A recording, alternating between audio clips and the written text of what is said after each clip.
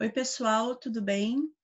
Espero que esteja tudo bem com vocês. E essa semana a gente vai continuar o nosso estudo dos animais, agora com o estudo dos artrópodes. E aí a gente vai falar um pouquinho sobre as características gerais dos artrópodes e vamos também abordar aí dois grupos, né, de artrópodes importantes, os insetos e os crustáceos, tá?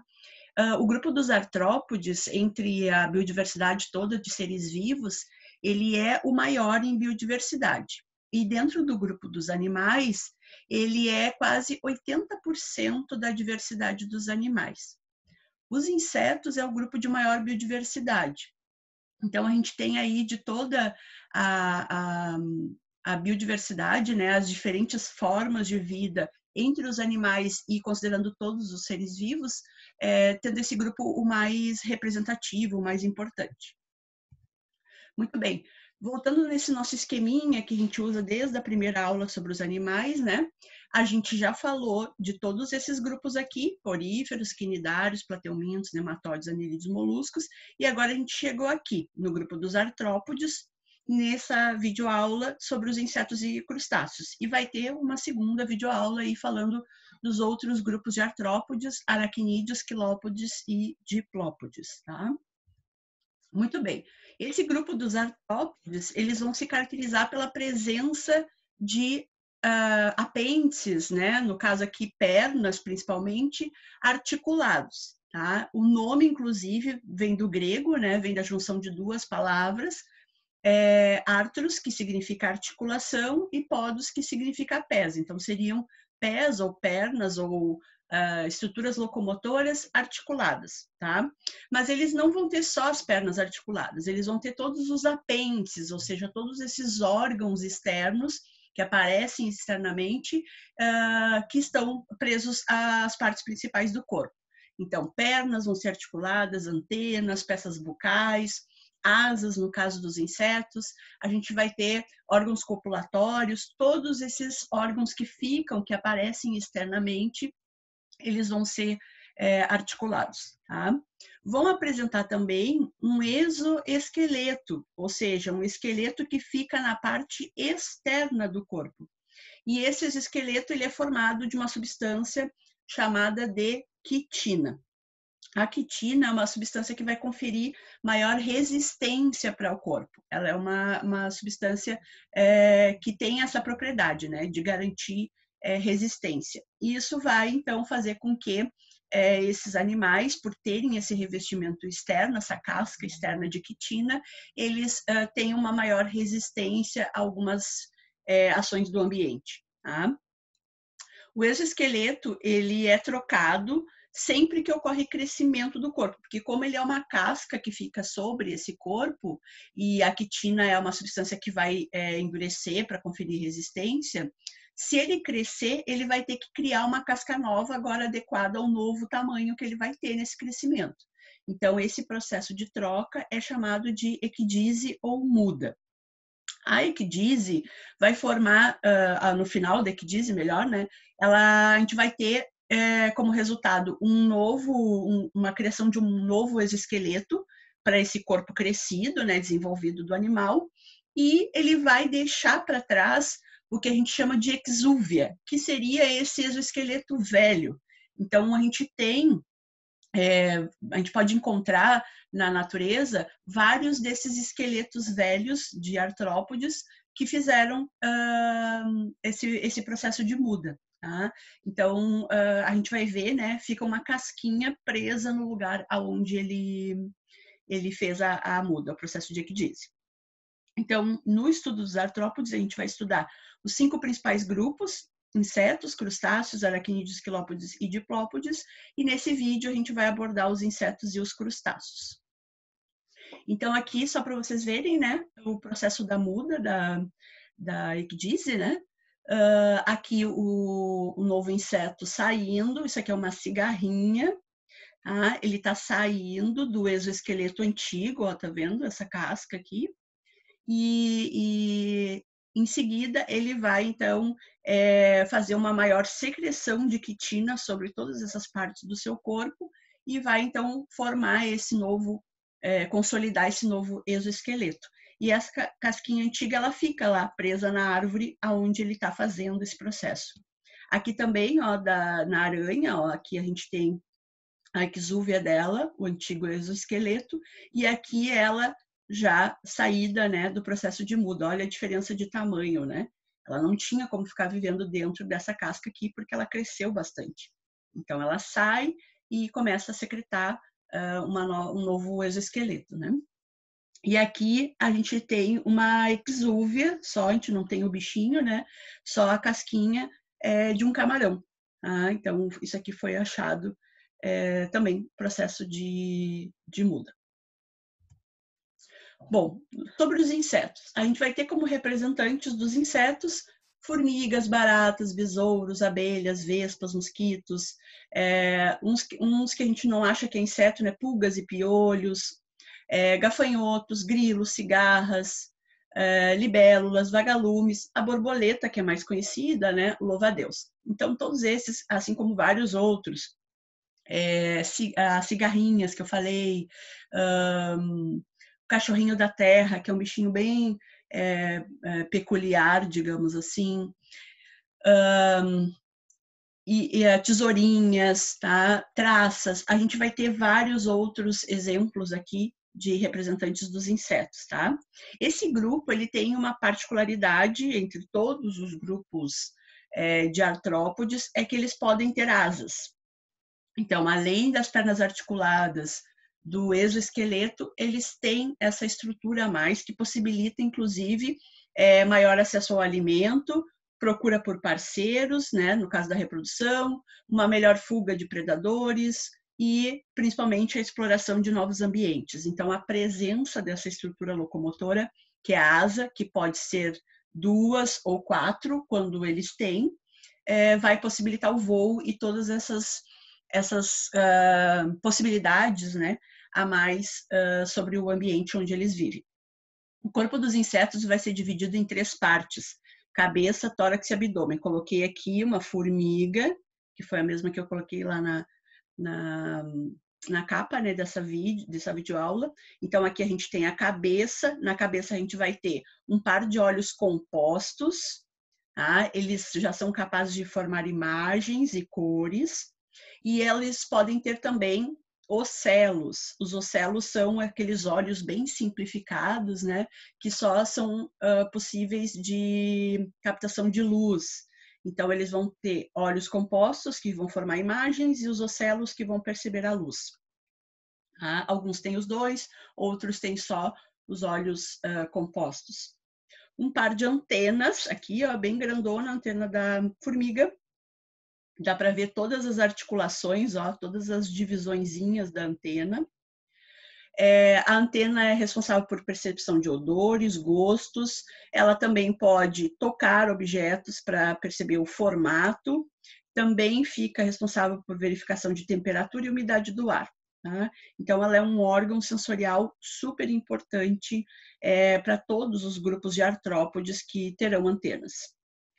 E a gente vai ter na cabeça também as peças bucais. No caso aqui da formiga, ó, ela tem essas mandíbulas bem grandes, tá? Que ela vai utilizar, então, para cortar os alimentos, sejam folhas ou partes de outros animais mortos, né? E elas também podem usar essas peças bucais como mecanismo de proteção, porque elas podem morder um predador e dá tempo delas fugirem, né, no caso de um ataque. Essas peças bucais, elas vão ter formatos diferentes, porque isso vai depender muito da maneira, né, do tipo de alimentação que esse inseto vai utilizar. Então, ele pode ser do tipo picador ou ainda sugador, que é comum nos mosquitos e nas moscas.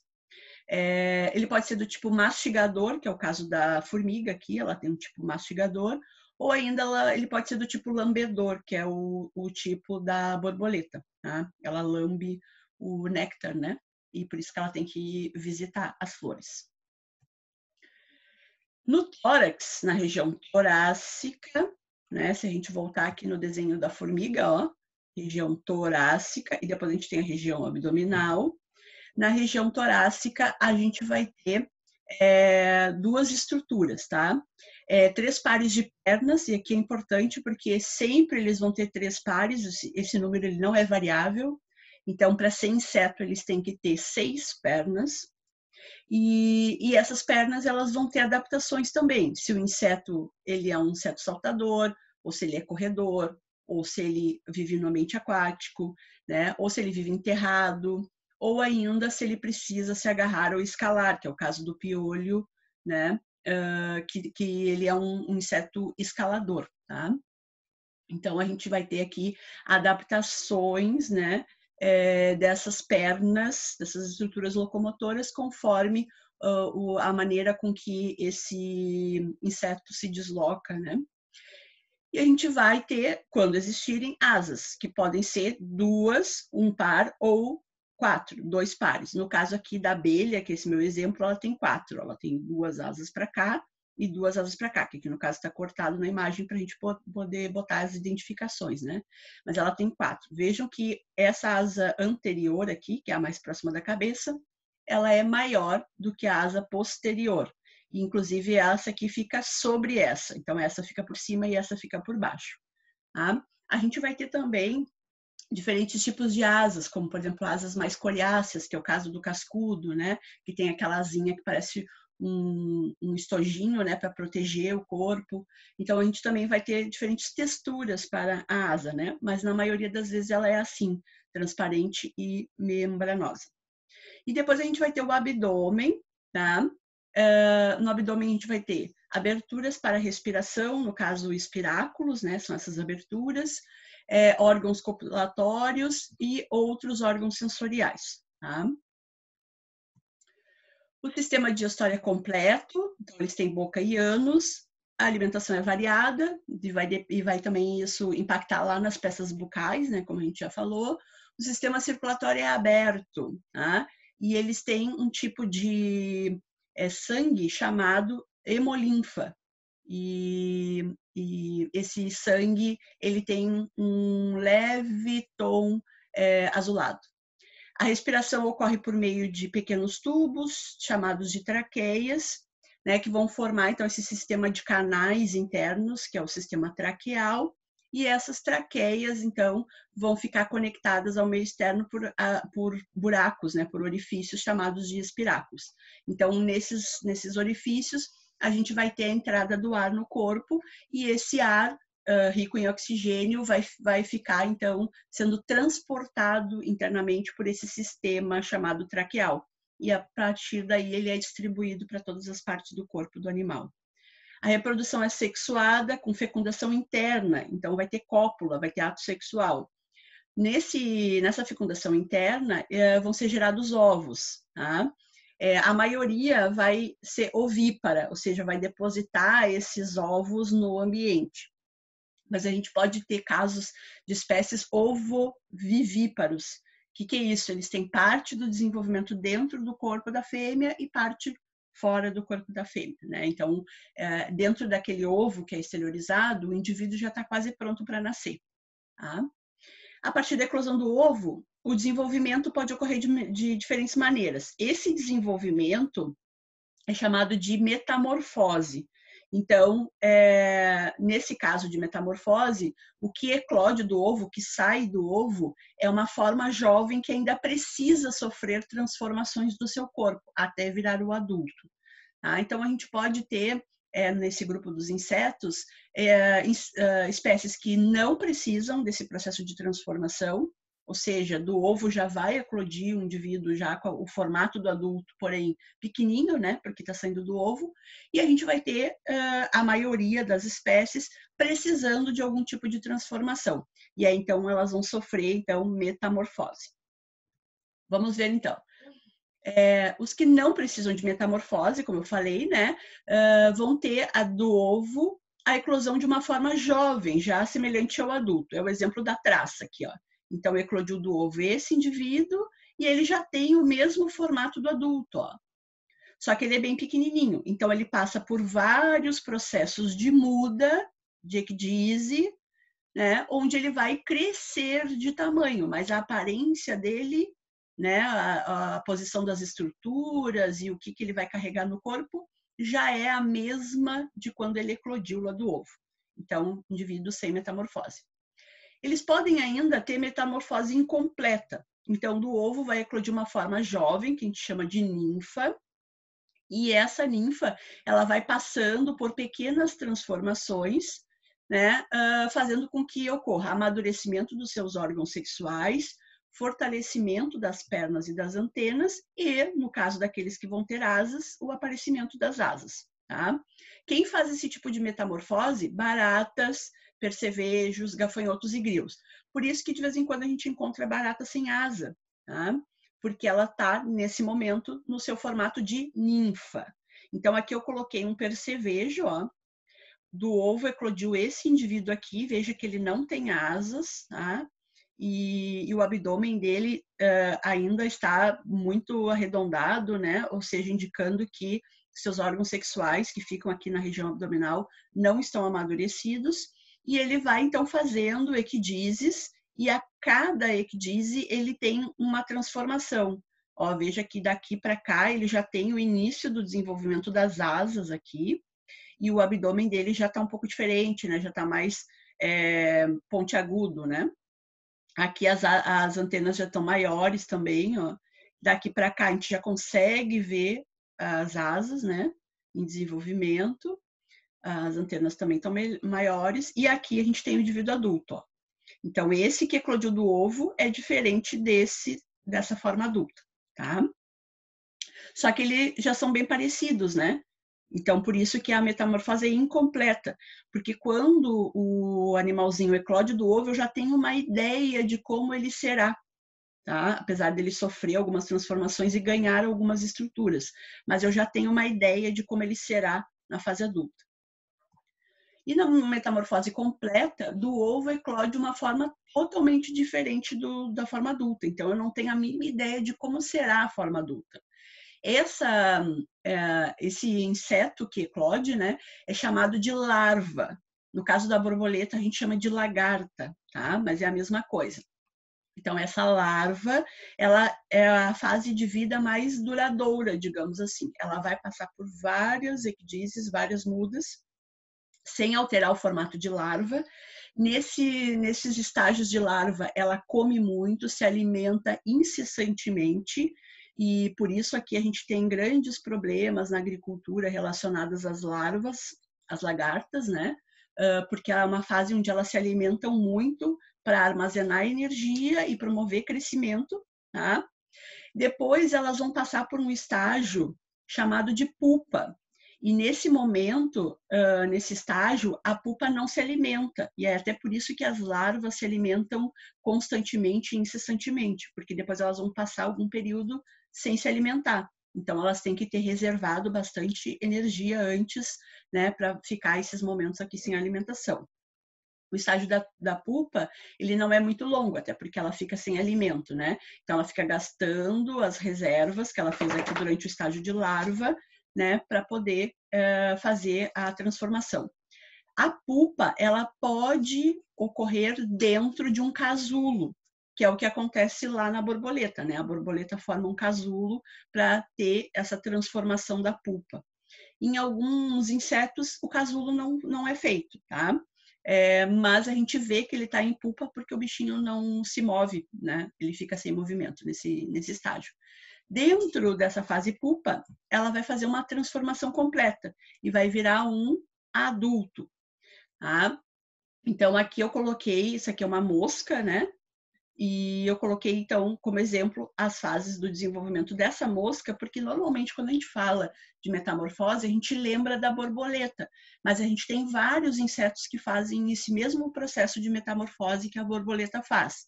Então, borboletas, besouros, abelhas, moscas, mosquitos, formigas, pulgas fazem esse tipo de processo de transformação, ou seja, metamorfose completa.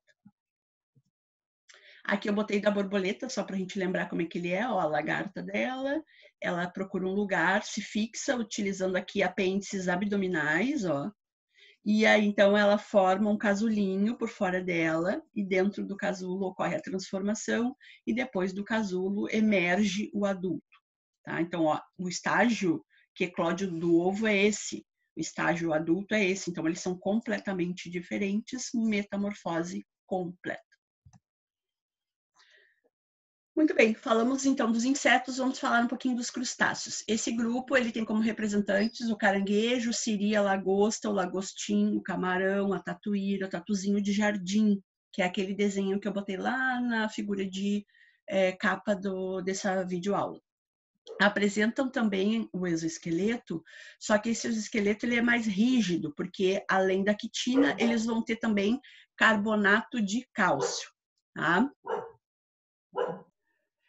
Então, eles vão ter então essa aparência mais rígida em função dessa outra substância que também se deposita sobre o seu exoesqueleto. O corpo dos crustáceos, diferente lá dos insetos, que tem as 3 partes bem definidas, cabeça, tórax e abdômen, ele vai ter uma fusão de 2 dessas partes, a cabeça e o tórax, formando uma estrutura chamada cefalotórax. Mas a gente tem como definir bem o que é cabeça e tórax mesmo com essa fusão. A gente só não consegue ver uma linha divisória entre elas, né? E o abdômen. No cefalotórax a gente vai ter o par de olhos, 2 pares de antenas, os insetos só tinham um par, aqui a gente vai ter 2 pares, um par vai ser bem maior em tamanho, né? E eles vão ter função sensorial, então vão ajudar, lembram lá dos insetos, perceber odores, formatos, temperatura, umidade do ar, tá? É uma função geral das antenas. Peças bucais variadas, porque também vai depender do tipo de alimentação que eles vão ter, e vão ter 5 pares de pernas torácicas. Eles também podem ter pernas abdominais, mas no tórax a gente vai ter, na maioria das vezes, 5 pares de pernas. O primeiro par, o primeiro par torácico ou ainda o último também, em algumas situações pode acontecer. Ele pode ser modificado e ter funções distintas, como nadar, manipular alimentos, atacar e segurar presas, defender-se de predadores, limpar o corpo, auxiliar a reprodução, né? Incubar ovos, né? Eles podem abrigar esses ovos nas pernas, tá? Então a gente vai ter várias funções para esse par de pernas modificados, que pode ser o primeiro, na maioria das vezes é o primeiro par que modifica, mas a gente tem o caso do siri, o siri é o último par que o siri tem o primeiro e o último par modificados, tá? Os crustáceos, eles são animais aí marinhos na grande maioria das vezes, tá? São aquáticos, mas a maioria das espécies é marinha. Então aqui a gente vai ter o formato do corpo deles bem adaptado ao ambiente aquático, né? Principalmente essa região final aqui do abdômen, que é chamada de cauda, tá? Pode ver que ele tem um aspecto que lembra, inclusive, uma nadadeira. Então, a gente vai ter, como estrutura geral do corpo, esse formato, né, mais alongado e adaptado ao ambiente aquático. Aqui no abdômen, a gente vai ter apêndices, né, relacionados ao deslocamento, como o caso de pernas abdominais, né, ou ainda os órgãos da reprodução. Então, nessa região final, aqui a gente chama essa região final de Telson, a gente vai ter aqui as aberturas relacionadas à reprodução. E aqui dá para ver bem, ó, o cefalotórax, ó, dá para ver a região cabeça e o tórax, tá? Apesar deles serem fusionados, né? Quando a gente olha de cima parece uma placa só, a gente consegue ver que aqui estão os órgãos da cabeça, né? As antenas, ó, esse par é muito mais longo do que esse aqui, tá vendo? Eles vão ter 2 pares de antenas, um sempre maior que o outro. Aqui as peças bucais, eles também, assim como os insetos, vão ter mandíbulas, tá? E é óbvio, essas mandíbulas aí vão ser adaptadas a esse processo alimentar variado, né? E aqui o primeiro par de pernas, ó, relacionados então a uma adaptação. No caso aqui, essas pinças elas podem ser para prender o alimento ou ainda se defender, né, utilizados para se defender de predadores, tá? Aqui as pernas, as outras pernas, ó, 1, 2, 3, 4 e mais esse aqui que é o 5º par que é modificado, tá? O sistema digestório também é completo, tem boquianos, a alimentação é variada, o sistema circulatório também é aberto, as trocas vão ocorrer por brânquias, já que a maioria é aquática, tá? Os terrestres também têm um sistema tubular parecido com o dos insetos, tá? Mas os aquáticos têm brânquias, vão apresentar reprodução sexuada com fecundação interna. Esses ovos gerados dentro do corpo da fêmea podem ser desenvolvidos dentro do corpo da fêmea ou ainda depositados no ambiente. A partir da eclosão do ovo, a gente pode ter dois tipos de desenvolvimento. O direto, que seria o sem metamorfose, né? Os jovens já são muito parecidos com adultos, só que menores e ainda precisando de amadurecimento sexual. Ou ainda indireto, que é o que precisa de metamorfose. No caso aqui, a metamorfose também é completa, né? Eles vão apresentar uma fase larval, que é bem diferente do adulto, e aí, então, ela passa por várias transformações até formar o adulto. Para a gente finalizar, então, como que esses insetos e crustáceos interagem com nós, seres humanos, né?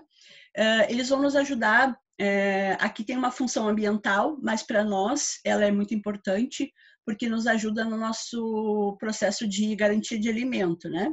Então, eles vão ser ótimos polinizadores, os insetos, principalmente as abelhas, né? Vão ser ótimos polinizadores, ou dispersores de sementes, porque alguns vão se alimentar de frutos e quando comem os frutos acabam, então, carregando as sementes para outros lugares, né? Então, vão ser importantes para a manutenção das espécies vegetais, então aqui um papel ecológico super importante, mas, ao mesmo tempo, são a garantia do nosso alimento. Não sei se vocês já viram o filme, o B-Movie. Nesse filme fala, né, sobre a questão da importância das abelhas polinizadoras, não só para a fabricação do mel, mas também para a questão da manutenção da vida vegetal, né? E a nossa alimentação ela é basicamente vegetal. Fonte de alimento, né?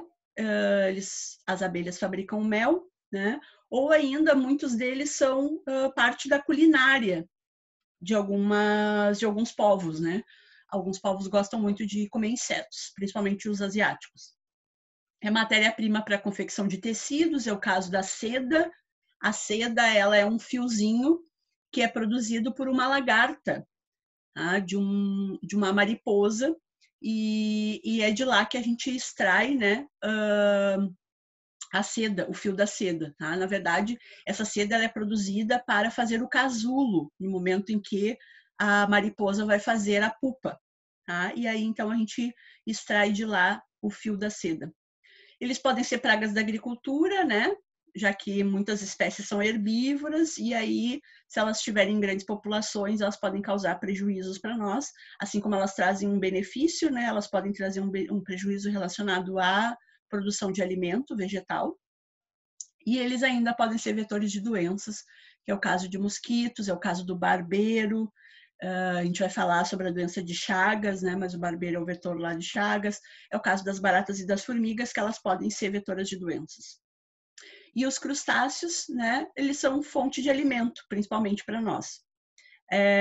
A principal importância desse grupo é ecológica, né? Porque como muitos deles vão participar das cadeias aquáticas, né, ecológicas aquáticas, por serem indivíduos aquáticos, eles acabam tendo essa relevância aí, ambiental no ambiente aquático, tá? Mas para nós humanos, né, eles ainda podem servir como alimento. É o caso da lagosta, do lagostim, do camarão, do siri, do caranguejo, que fazem parte da culinária humana, tá? Então, desejo para vocês uma boa semana, que vocês fiquem bem e nos vemos no próximo vídeo.